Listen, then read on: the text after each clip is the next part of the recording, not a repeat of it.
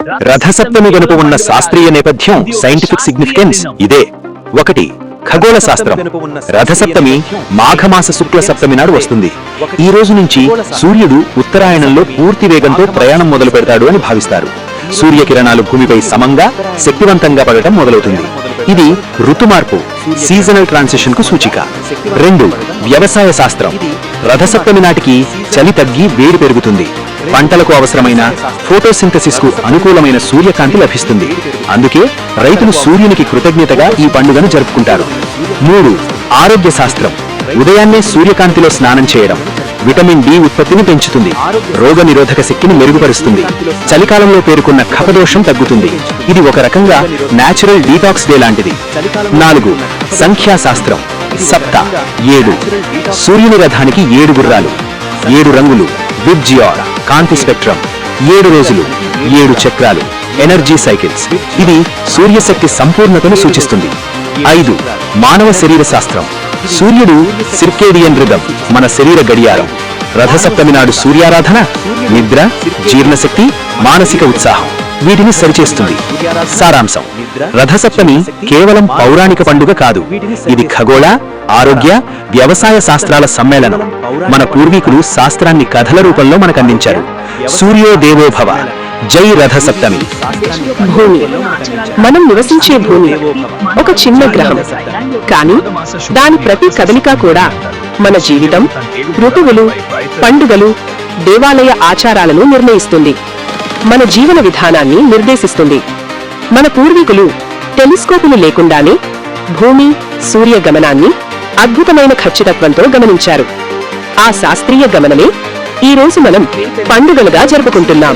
భూమి సూర్యుని చుట్టూ గమనము. ఎపిహీలియన్, పెరిహీలియన్. భూమి సూర్యుని చుట్టూ పూర్తిగా వృత్తాకారంగా కాదు, ఎలిప్టికల్ ఆర్బిట్ లో తిరుగుతుంది.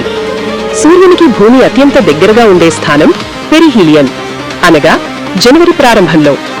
సూర్యునికి భూమి అత్యంత దూరంగా ఉండే స్థానం ఎపిహీలియన్, అనగా జులై ప్రారంభంలో. గమనించాల్సిన విషయం ఏమిటంటే వేడి, చలి ఈ దూరాల వల్ల కాదు. అసలు కారణం భూమి అక్షవంకర, అనగా టిల్ట్. భూమి అక్షవంకర 23.5 డిగ్రీలు. భూమి తన అక్షంపై 23.5 డిగ్రీల వంకరతో తిరుగుతోంది. ఈ వంకర వల్లే సూర్యకిరణాలు నేరుగా పడే ప్రాంతం మారుతుంది, ఋతువులు ఏర్పడతాయి, ఉత్తరాయణం అండ్ దక్షిణాయనం జరుగుతాయి.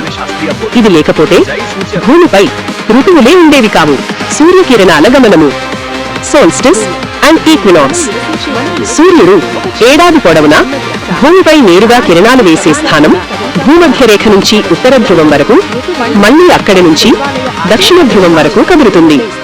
Winter solstice December 21, 22. సూర్యకిరణాలు దక్షిణ గోళంపై నేరుగా పడతాయి. ఉత్తర గోళంలో చలి ఎక్కువ, అతి చిన్న రోజు, అతి పొడవైన రాత్రి. ఇదే దక్షిణాయన పరాకాష్ఠ. Summer solstice June 21. సూర్యకిరణాలు ఉత్తర గోళంపై నేరుగా పడతాయి. ఉత్తర గోళంలో తీవ్రమైన వేడి, అతి పొడవైన రోజు. ఇదే ఉత్తరాయణ పరాకాష్ఠ. ఉత్తరాయణం, దక్షిణాయనం అంటే ఏమిటి? సూర్యుడు దక్షిణం నుంచి ఉత్తరం వైపు కదిలే కాలం ఉత్తరాయణం. సూర్యుడు ఉత్తరం నుంచి దక్షిణం వైపు కదిలే కాలం దక్షిణాయనం. ఇవి దేవతల ఊహలు కావు, ఖచ్చితమైన ఆస్ట్రోనామికల్ మూవ్మెంట్స్. రథసప్తమి శాస్త్రీయ అర్థం. రథసప్తమి అంటే సూర్యుడు ఉత్తరాయణంలో వేగం పెంచే రోజు, సూర్యకిరణాలు ఆరోగ్యకరంగా మారే దశ, చలికాల ప్రభావం తగ్గే సమయం. అందుకే ఉదయ సూర్య స్నానం, సూర్య నమస్కారాలు ఆరోగ్యపరమైన ఆచారాలు. ఇది ఒక సీజనల్ ఎనర్జీ రీసెట్ డే. దేవాలయాలు సూర్యకిరణాల అద్భుతం. భారతదేశంలోని అనేక దేవాలయాలు సూర్యగమనాన్ని అనుసరించి నిర్మించబడ్డాయి. ప్రత్యేక రోజుల్లో సూర్యకిరణాలు దేవుని పాదాలపై, తర్వాత ముఖంపై నేరుగా పడతాయి. ఇది యాదృచ్ఛికం కాదు, ఇది ఖగోళ శాస్త్రం, గణితం, వాస్తు, శిల్పశాస్త్రం అన్నింటి సమ్మేళనం. పండుగలు, ఖగోళ క్యాలెండర్. మన పండుగలన్నీ సూర్య, భూమి గమనాల ఆధారంగానే. భోగి, సంక్రాంతి, సూర్యుడు ఉత్తరాయణంలోకి ప్రవేశం. రథసప్తమి సూర్యశక్తి పెరుగుదల. ఉగాది ఋతు మార్పు మరియు వ్యవసాయ చక్రం.